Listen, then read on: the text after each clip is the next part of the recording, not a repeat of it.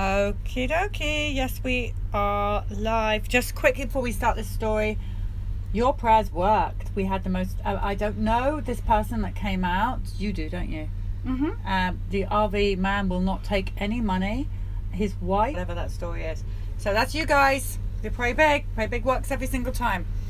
All right, good news. Generator working. Yeah. Back in business, and we have a story. So we'll find out what that's all about later. For now, we have you, and welcome. Thank you. And you look great in your Vaxxed Peep hoodie. It's Nice selling and out very fast. It looks nice and warm. Okay, tell us your name. My name is Kelly. Kelly. And you have how many children? I have 3 boys. And how old are they now? 16, 13, and 8. 16, 13, and oh my goodness, 16, 13, and 8. Now, this is important. Okay. We're going to take you right back to when you were pregnant with your first child. Okay. Were you an anti-vaxxer nutbag? Absolutely not. I had almost like a medical background. I worked for a pharmacy while I was going to school at the University of Arkansas. My mom was a nurse. I worked at a vet clinic before that where we vaccinate dogs and cats. And my degree is in microbiology. And I was working for the Arkansas Livestock and Poultry Lab where I tested chicken and turkey blood for titers to infectious diseases for 2 reasons. Either 1, they were exposed to the diseases, or 2, to monitor their vaccination programs. So I was obviously for vaccines. You know, that was just kind of my life. That's what I had learned. Now, what did you think of people who did not what do you think of unvaccinated kids? I had a couple friends. I thought that's strange. Why wouldn't they? I thought they were probably taking a risk, but I wasn't hateful about it. I just thought it was strange or odd, and I never asked them why. I just thought they're just a little different breed of person. Someone's asking, do we eat vaccinated turkeys? If you do now, because this was 17 years ago, but probably. That's why you got to go organic, peeps. Mm-hmm. Okay. So no, I didn't really have judgments per se. It was just more like, okay, that's strange. I didn't think they were carrying diseases or anything. I didn't think, well, your child's going to get my child sick, because we were like best friends. But I never really asked. I never really delved into that. I just figured, that's their life. That's for them. I've got, I have different views on it. We just didn't discuss it. Okay, so when you were pregnant with your first, did you get vaccinated while you were pregnant? No. On any of your pregnancies? Yes. My other 2. I had the flu vaccine. And right after that, I got the flu. While you were pregnant, obviously. To prevent the flu, right? And I ended up with a respiratory infection and on an inhaler, and just while I'm pregnant. Yeah, right after the flu shot. On with the first both one? kids. Not the first one, the second. I know, and but the on the third first child. flu vaccine you had while you were pregnant, you got flu and sick. Mm-hmm. But you still went ahead and... Because they told me that I was already exposed. When I got the flu shot, well, you were probably already exposed to the flu, and that's why you got sick within hours of having the flu vaccine. Yeah, they always had it. Absolutely insane. An explanation. They always had an explanation as to why my boys were sick and what was going on. It's anything but the vaccines. Right. Okay, so it still wasn't even on my radar. You got 3 boys. Mm-hmm. They're all vaccinated to some degree. Yes. What was it? Because I think we know your story. Mm-hmm. Right. But what was it that made you realize that vaccines are this huge lie? So that actually was almost kind of fairly recently. Our first son went into the typical severe constipation. And I remember telling everybody it's like light and dark. It's like night and day. Someone flipped a switch. He was fine, not fine. And I went to specialists, I went to the doctors, and I'm trying to find out what is wrong with my child. And all I ever got was, well, this is normal. Toddlers get constipated. This is back before cell phones, so it's not like I could just take a picture and a video of what we were going through. So they were just hearing me. And that never panned out. And then, so I'm dealing with that. And then child number 2 is born. And now we're dealing with, well, you know, he's just not really developing properly. He was delayed and everything, but progressing. And then he's 3 years old, and something just was bothering me. And the word autism was coming up. So I asked their pediatrician about autism, and she said, well, does he do this? Does he do that? Does he do this? Does he do that? Yes, no, yes, no, whatever. He doesn't have autism then. That's how she diagnosed him. He doesn't have it then. He would have had it by now. He's 3 years old. A year later, he's 4 years old. We're back at the pediatrician's office, a different pediatrician. And she says, are you concerned about his speech? And that started the journey. So we got him in speech therapy. And the speech therapist really just embraced him, and that's when we started to realize this is more than speech. And he just continued to regress, and we could see it. And then she brought up to me, I think he may be on the spectrum. My words, of course, I'm picturing an unaffectionate child, a child who doesn't want to be touched, a child who doesn't want to look at you. And now I felt like, yes, that is that child. Meanwhile, child number 3's born, and he's my sickest child, and he was on rounds of antibiotics, he was on steroids, he was on acid reflux medicine, he was on antihistamines, inhalers, the nebulizer. And so I brought these items, and I had to learn how to listen to his lungs to keep monitoring him. How bad did that get? How serious are we talking about? Well, to his lungs. He never was hospitalized for it, because we stayed on top of it, because I knew what I was doing based upon, my mom, she was a nurse, and she helped me stay on top of it. But he would be fine, and then within 24 hours, he's crackling and whistling and all kinds of stuff going on. So, of course, we immediately go to the doctor, and, well, they just pump him full of, he's been on the nebulizer. Right, let's have a look. What is this? Well, that's not the machine itself, but the medicine that goes in the nebulizer for the breathing treatments. And he was on a standing order for this. So as soon as he would start, we would start him on all this stuff. And I remember calling my mom a few times in the middle of the night, Mom, you need to come listen to his lungs, before I got more comfortable doing it. And she would come, she'd drive 30 minutes and come listen to his lungs. And she would say, yes, he's in trouble, or I think we're okay. We can wait till the morning. It scared me to death. And I remember she was fussing at me, you're not giving him his medicine. I'm like, yes, I am. And we document when the kids are sick. And I told her, I said, it's like he's sick every other month. Well, what happens every other month? 2 months, 4 months, right. 6 months. They're vaccines. So it wasn't until we got the diagnosis of my second son. Oh, and back to my third son, he was so congested. He was literally gurgling and choking on his mucus. And I know for a fact, what do they teach parents? Back to sleep. And if you've got that mucus that is not coming out, it's not going anywhere, and they're choking on it, you put them back to sleep, they're going to choke to death. And he's my only baby I co-slept with. And something just told me, Kelly, you need to keep an eye on him. And my mom would keep asking him, when are you going to put him in his own room when he's not sick anymore? Your sort of gut/God feeling is, keep this baby close. This is something you need to do. Yes. Yeah. I had a fear that he was going to die in his crib, and here's why. I did an internship at the State Crime Lab in Little Rock.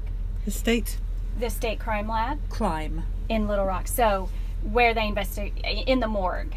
Right. And I saw SIDS babies.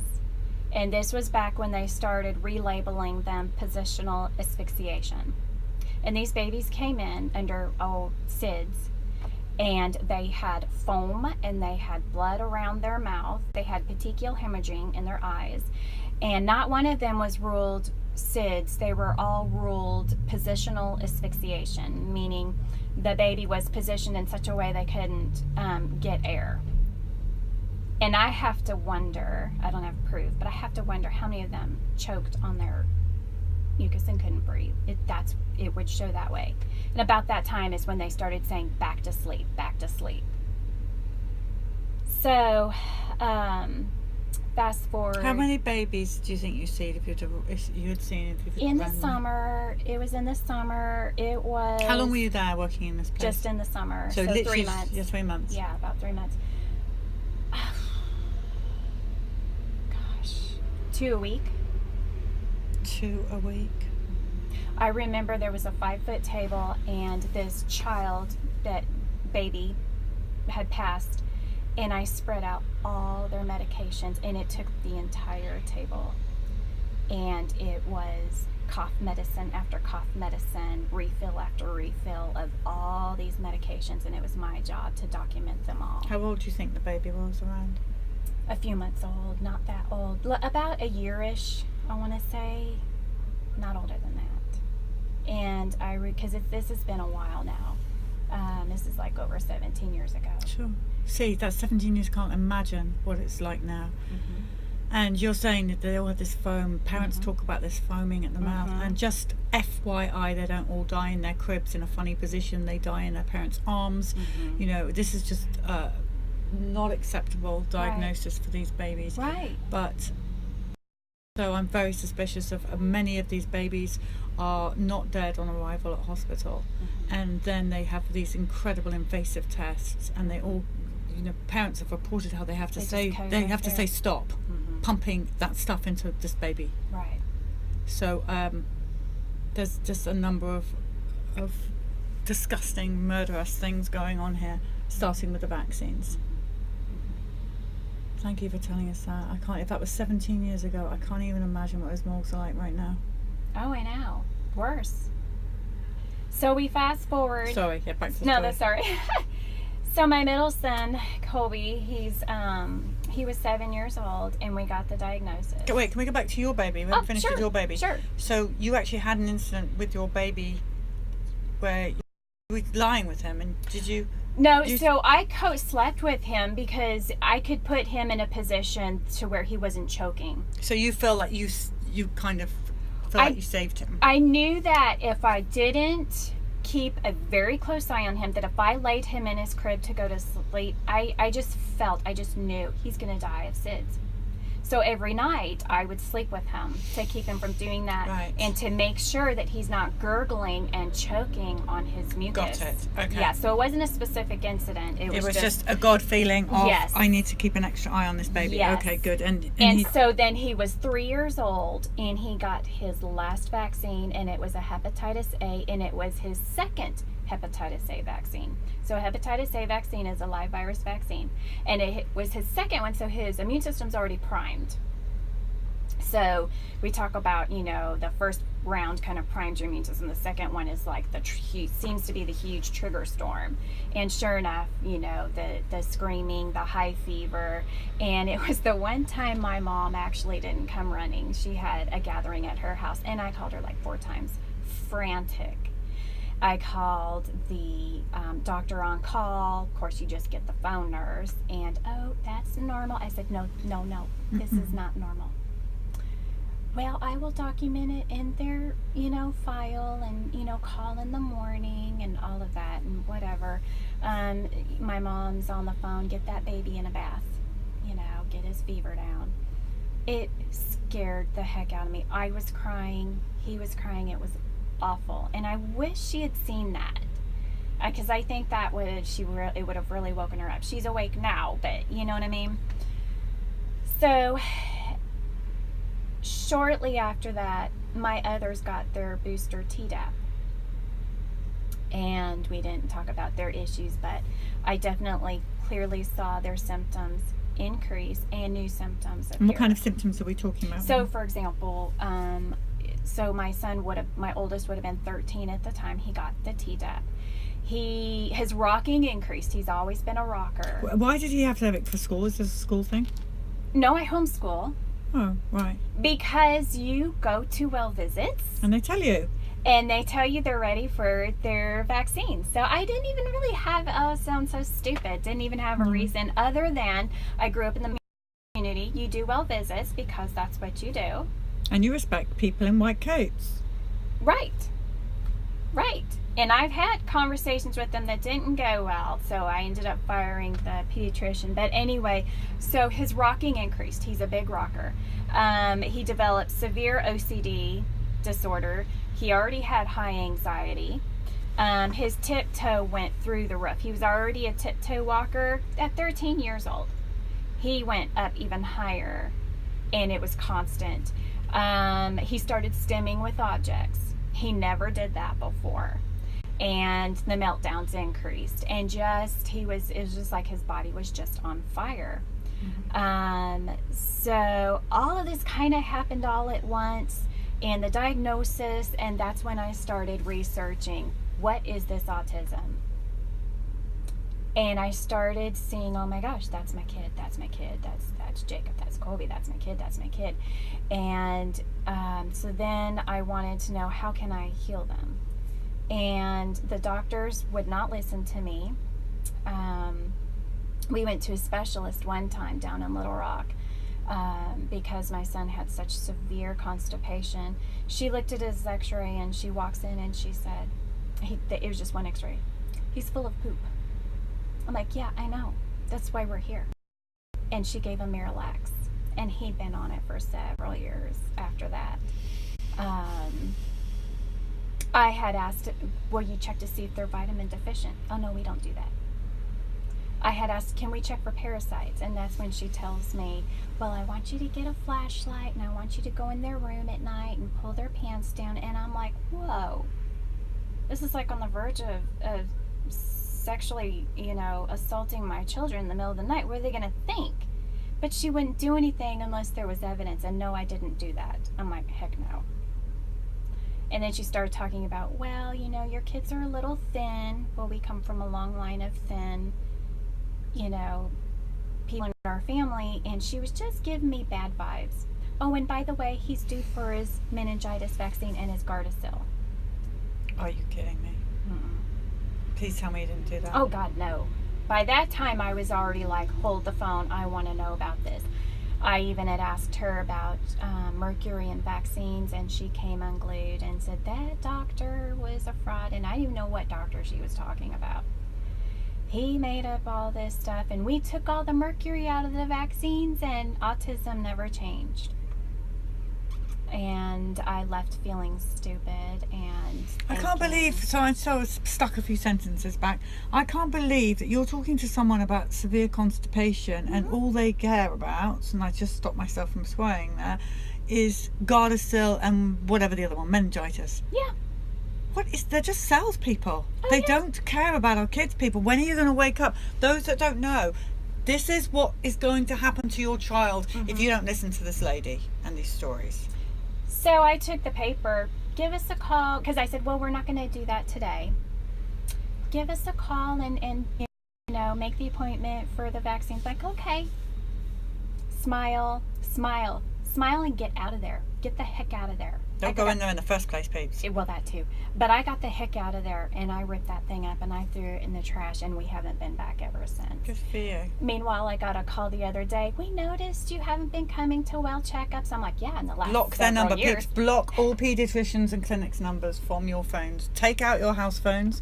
Only use And mobiles emails. and block them all. And emails. They Block the send emails. Block the heck out of them. Okay, moving on. Carry on. Yeah. So basically so in the process of trying to heal my children, the word vaccine kind of came up. And I was already kind of figuring this out, but I really started to research. A friend got me in touch with Marcella Piper Terry.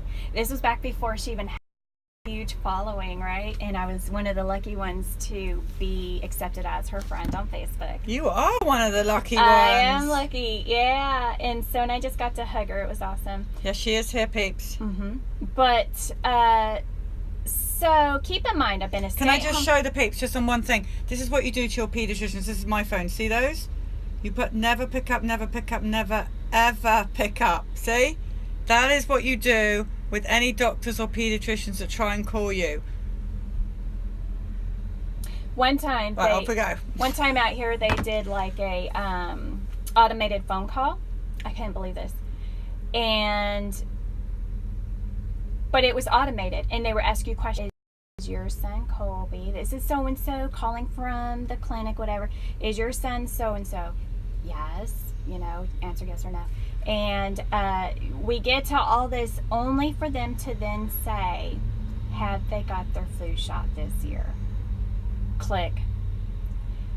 So many parents called the clinic and said, what the heck? We don't give medical information over the phone to an automation, no less.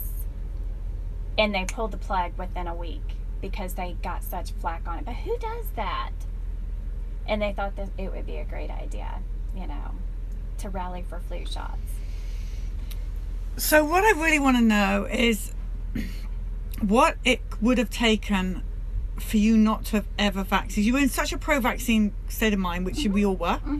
What, really and truthfully, what do you think would it have taken for you to know what you know now then? Okay, so for me, since I do have a scientific mind and I started reading Marcella's research and the articles, I would go to every link and I would look it up and boom, there's the evidence. Boom, there's the evidence. And because of my scientific background, I was intrigued.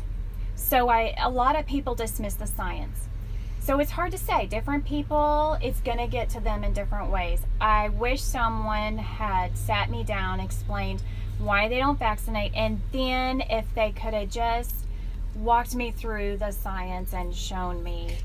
I feel I may have been open-minded at that time. A lunch with Marcella and Dr. Suzanne Humphreys. Oh, yes, absolutely. That would for me, because again, like I said, I'm scientifically driven, and that intrigued me, and that was, you know, what spoke to me. I said, well, you know, that's just our belief, and you know, there's kind of toxins in those vaccines. That would not have been enough. I would have needed more. I say that now, you know, I was a different person back then. It's hard to say, but it's because I was so inundated with how good vaccines were and viruses and how they work and bacteria and how it works. But the science just intrigued me, and so I'm not one to just dismiss the research the way so many people are. Now, is there anything else you want to add to this? So what are those yellow things? Okay, so I was going to say, you know, you got a vaccine-injured family or kids. When you keep these by your laptop, because you're constantly pouring through them, doing a mental timeline, you know, oh, when did that happen? I kid you not, I have been through these, and I discovered an error. My son Colby got an extra hepatitis B vaccine for no reason whatsoever in the middle of the vaccine schedule. What sort of age? Well, let me see. I forget. Actually, you're right. You go back and look at your records. If you haven't done this before, your children's record, you will be horrified at what you allowed to go in without realizing it. So he had 4 hepatitis vaccines. You're supposed to get 3. He got 1, and then a month later got another 1. That is not how the schedule works. So now this is handwritten, right? So I figure, well, maybe there's a mistake. Oh my gosh, look at all those vaccines. I know. And how many of you knew what HIB was until you went back and looked at your records and realised your child even had that in the first place? Oh, and so I'm proud to say they're not complete, actually. These are not even complete. There's chicken pox missing off of these. 1 MMR, praise God, is missing off of these. But anyway, so I went to the pediatrician's office, and because a nurse could have just inadvertently done that. I wanted a print off of their vaccines, and I matched them up, and sure enough, he got an extra hepatitis vaccine willy-nilly and I don't even remember what the heck happened that day. But as a parent, I don't know what they're supposed to get when. Right. You know, I mean, that I trust my pediatrician to tell me that. And so I've got 2 vaccine-injured children that I've been trying to heal. They are healing.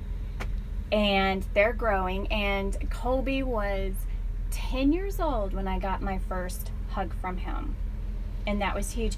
And I've gotten maybe 5 more since then. And he was 12 years old when I got my first I love you. And it wasn't the typical lean against mom, I love you. And, you know, he's not one to come, Mom, how was your day? I don't get that kind of interaction. He's one of those just very stoic, doesn't interact a whole lot. But he's so cute, though. He stood up, and he walks up to me, and I look up at him, and he says, I love you. And then he just gets this little grin that he gets, and then he says, see, I told you I could say it, and then he walked away. And he has said it to me one other time. And in his way, that's precious, but it's so sad. It's really sad. It was, and a lot of, because they're so high functioning, people just dismiss it, and that's what bugs me, is they don't have a clue what goes on at home. They don't see the meltdowns. All they see is sweet little kids at church. And so much goes on at home, and I call it autism hell. Okay. But they're healing, and they're happy. And may I ask for a specific prayer request? Prayer request, yes. We have big request. prayer warriors out here. You're talking to the right crowd. Pray, big people, listen up. Try not to cry. Too late. I'm in the middle of a custody battle. And Monday, a bombshell was dropped in my lap, and their dad, I thought we were doing mediation, and that's not what occurred.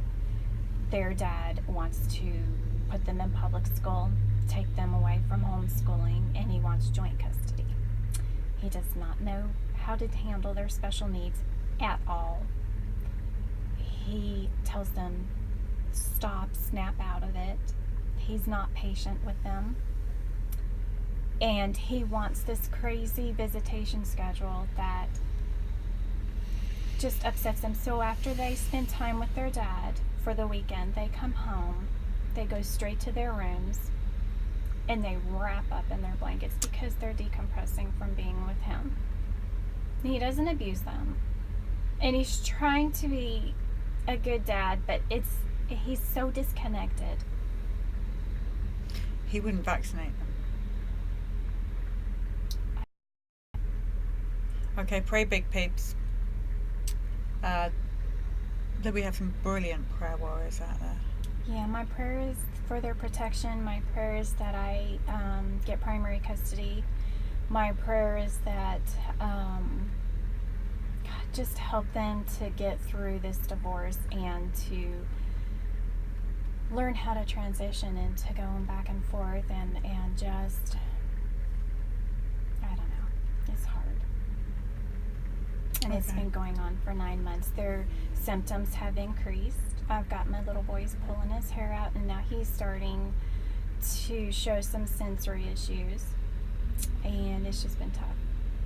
Okay, well, these people have got your back. Thank you. You've got a lot of love and a lot of support, a lot of people saying they're praying for you. So thank you for so much for coming and telling your story. Thank you. Okay, peeps, we are